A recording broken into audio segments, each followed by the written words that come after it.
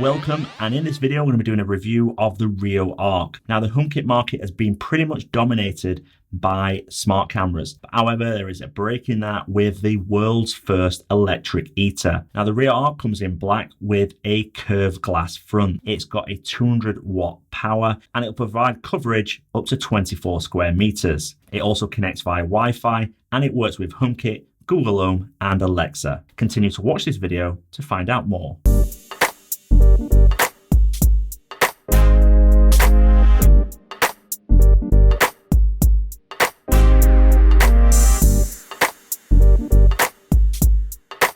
Hi, welcome back. My name's John and this channel is dedicated to everything HomeKit, news, reviews and tutorials. So if you've not already subscribed, then hit the subscribe button and also the bell button to be notified when new videos come out. Now, before we get started, I want to be transparent. Rio Heating did send this device for review purposes. However, once we finished it, we will send it back. And if you want to buy one of these, there's some links in the description below to take you to Rio's website. So first of all, starting with the design and some of the features.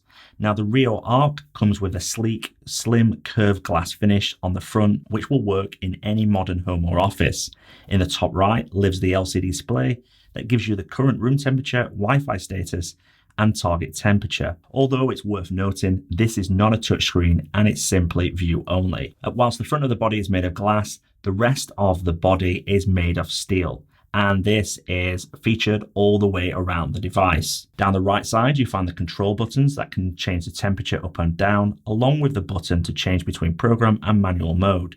You also use this button to enable the pairing code. You'll also find the switch to turn it on or off. The Rio Arc comes with a standard UK plug that is hardwired to the device, along with some aluminium feet for allow it to be freestanding. Although these feet could enjoy some rubber coverings at the bottom, as they do feel a bit harsh, and I was scared at times it was going to scratch my surfaces. Around the back, you find the brackets to hang the Rio Arc on the wall, along with the vent, which is used to expel the air. Now moving on to setup with both the app and HomeKit. Now the Rio Arc comes with everything you need to get set up. Now you can hang it on a wall, as I've already said, but I chose to have it freestanding on my floor. Now installing the feet is simply screwing in the screws at the bottom of the device, and that is all it takes. That's really simple. After you've plugged the device in, the LCD will come on after about 30 seconds. It will show you the pairing code, and then you simply download the Rio app, sign up for an account, scan the code, and then follow the rest of the instructions to get set up with the Rio app. It is really that simple. Now the last step is to set up with HomeKit. Again, you need to scan the code. In order to do that, you press the pairing button at the side of the device.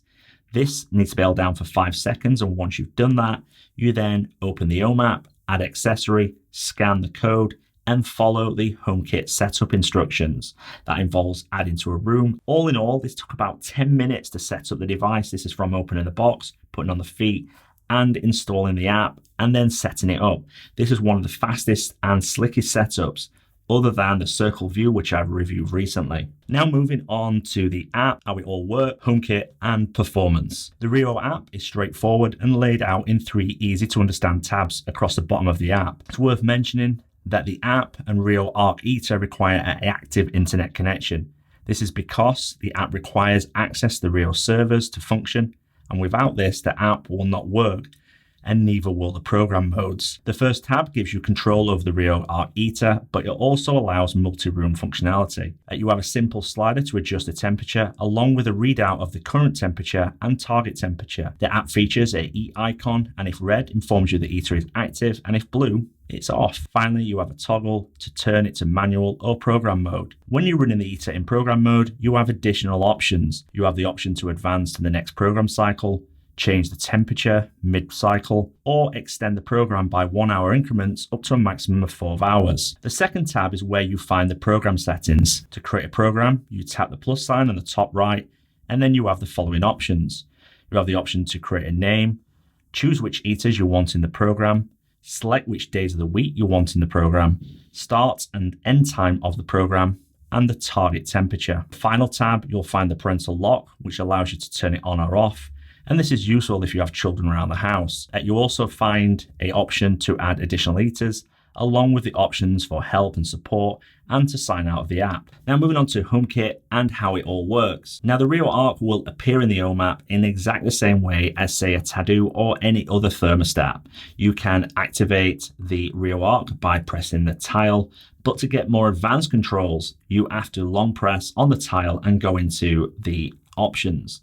In here, you can turn on the Rio Arc, but here you can have more advanced controls over the heating settings. You can also use the Rio Arc in scenes and automations within HomeKit. For instance, you can create or add the Rio Arc to the arriving home scene, which will then in turn turn on the heater and the desired temperature depending on your settings. You also can create an automation, for example, that turns the heating on at 9 p.m. and then turns on after 30 minutes. Finally, you can also use Siri to turn the smart heater on and off and ask it questions like, what is the temperature in the living room? It's worth pointing out that the Rio Arc also works with Amazon Alexa and Google Home, but because this is a dedicated HomeKit channel, we've not tested it with them, but it's worth pointing that out for our viewers. Now, the heating performance, I wasn't sure what I was expecting. I was expecting the heat to come blowing out pretty fast, but it doesn't. However, it does do a good job at heating a room. It comes out slowly out of the vents, and it heated up a 15 square meter room from 14 degrees right through to 22 degrees in about 30 minutes. And this is a pretty cold room that I used it in the house. So I'm really impressed with the heating performance. Overall, I'm impressed with the Rio Arc. It will fit into any modern home or office, and it allows you to either have it freestanding or hung on a wall. I really liked how easy it was to set up, especially in under 10 minutes. I got the Rio Arc from box to working within that time. HomeKit is easy to set up, and so is the setup with the Rio app. I also like the fact that you can use the manual controls to control the heater if you've not got your phone to hand or it has gone offline for whatever reason. The Rio app is simple and easy to understand with easy to use controls. I also like the program setup and flexibility. Also the fact you can use it with HomeKit, and the added bonus to be able to use it in scenes and automations is a real bonus for this smart heater. However, it's not all great with the Rio Arc. One of the things I didn't like is the fact that if it loses internet connectivity, then you lose all control from the app. So it requires the Rio servers. And this is not particularly useful if it's in a program and that program is only set for 1 hour. It loses connectivity, then the heater will stay on until it reaches its target temperature. And it would continue to heat until you manually turned it off. However, I'm pleased to report HomeKit does not require you to have an active internet connection. So if for whatever reason that Rio Arc go out of business or the servers go down or your internet goes down, you can still control it with HomeKit without any particular issue. It would also be great if Rio had included some energy monitoring. I was speaking to Rio Heating. They said that it's going to be coming as a software update later down the line, but they didn't give me any specific details about when it will be released. Now, the Rio Arc is available from the Rio Heating website, and it is £199. Now that's down from £50 from its launch price only a month ago, so you want to try and grab yourself a bargain before that price goes up. Now it's available in UK and Europe, and Rio Heating said it's going to be available in the US later on this year. I have asked them for more countries, but they said at this time we're focusing on Europe and the US, and we'll consider more countries later down the line. So that's a wrap on this review, and hopefully found it useful. And if you have, give me a thumbs up. Also, if you've got a comment or question, then leave it in the comment section below and I will get back to you. And also don't forget to subscribe. Also don't forget to check out the rest of the channel and HomeKitAuthority.com. Thank you very much. I'll speak to you soon.